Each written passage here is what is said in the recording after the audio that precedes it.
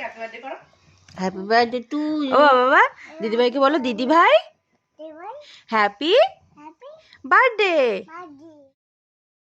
নমস্কার, কেমন আছেন সবাই? আশা করি সবাই খুব খুব ভালো আছেন, আর আমরা খুব ভালো আছি। আই এম রুদ্রিক চ্যানেলে আপনাদের সকলকে স্বাগত জানাই নতুন একটি ব্লগে। আজকের ব্লগটা কিন্তু অনেক দিন আগের, মানে রুদ্রিকের দিদিভাইয়ের জন্মদিনের দিনকার ব্লগ এটা।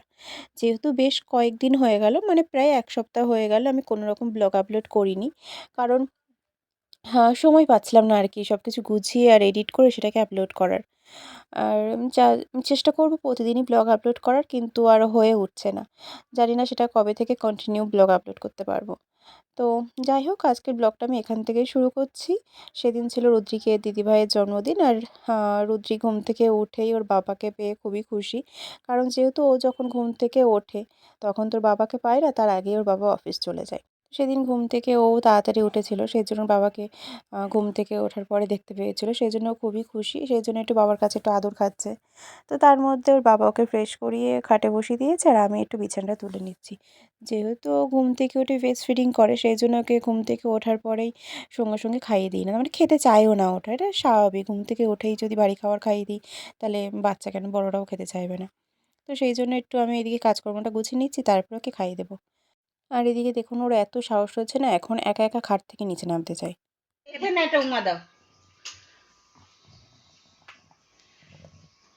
আবার একটা আবার একটা আবার একটা আবার একটা উমা দাও, আবার একটা উমা দি দাও। কি করে উমা দিতে হয় সেটাও জানে না। ও দিদিভাইকে আদর করে দিছো?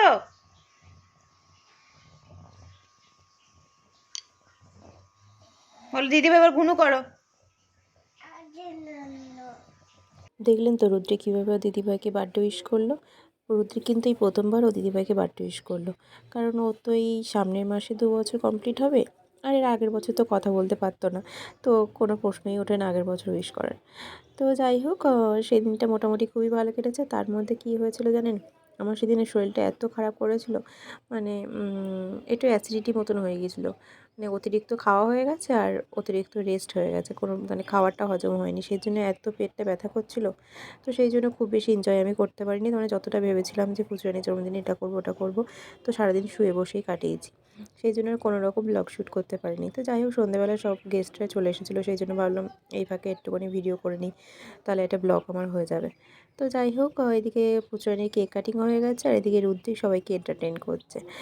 কারণ তো জানেনই, গান হলে রুদ্রিককে নাচ থেকে কেউ থামাতে পারবে না, ও নাচ করবেই। আর এমনিতেও লোকজন বেশি থাকলে বা অচেনা লোকজন বা বাইরে কোথাও গেলে ও এমনি চুপচাপই থাকে, কিন্তু সেদিন ওকে কেউ থামাতে পারেনি। এমনকি ও নর্মালি হাঁটছিলও না, হাঁটছে সেটাও নানা রকম অঙ্গি ভঙ্গি করে হাঁটছে। তো সেদিনও খুবই মজা পেয়েছে। দেখছেন তো কেমন করে নাচ করছে ও। তো যাই হোক, বাইরের প্যান্ডেলটা ছিল কিন্তু আমাদের এরকম খুবই সাধারণ সিম্পলভাবে করা হয়েছিল। আর ভিতরে যে প্যান্ডেলে যে কাপড়টা দেখছেন না, ওরকম আমরা করতে বলিনি, আমরা অন্যরকম করতে বলেছিলাম। মানে হালকা পিঙ্ক কালারের যে কাপড়টা আছে না, এখন মোটামুটি বেশিরভাগ বিয়েতে বা কোনো অনুষ্ঠানে ওই কাপড়টাই দেয় দেখেছি। তো তেমনটাই চেয়েছিলাম, কিন্তু প্যান্ডেলের দাদারা জানি না কেন এরকম কাপড় দিয়ে দিয়েছে। তো আর চেঞ্জ করিনি, যেহেতু যেখানে কেক কাটিং হবে সেখানে তো আবার ব্যাকগ্রাউন্ডে ওই ঘাস মতন ওই কার্পেটটা দিয়ে ডেকোরেশন করা হবে, সেই জন্য যেমন করে দিয়েছি তেমনই থাক। তো যাই হোক, এদিকে আমাদের সবার যেমন গেস্টরা যারা ছিল সবার মোটামুটি খাওয়া হয়ে গেছে। তারপর বাড়ির লোকজন সবাই একসাথে বসে খাওয়া দাওয়া করছি। আর রুদ্রিককেও একটা প্লেট দিয়ে দিয়েছি, তার আগে অবশ্য আমি ওকে নিচে খাইয়ে দিয়েছি। ও তো ওইসব অনুষ্ঠানের খাবার দাবার খেতে পারবে না, তো রুদ্রিকে ওটা প্লেট দিয়ে ওকে বসিয়ে দিয়েছি যাতে ও চুপচাপ থাকে।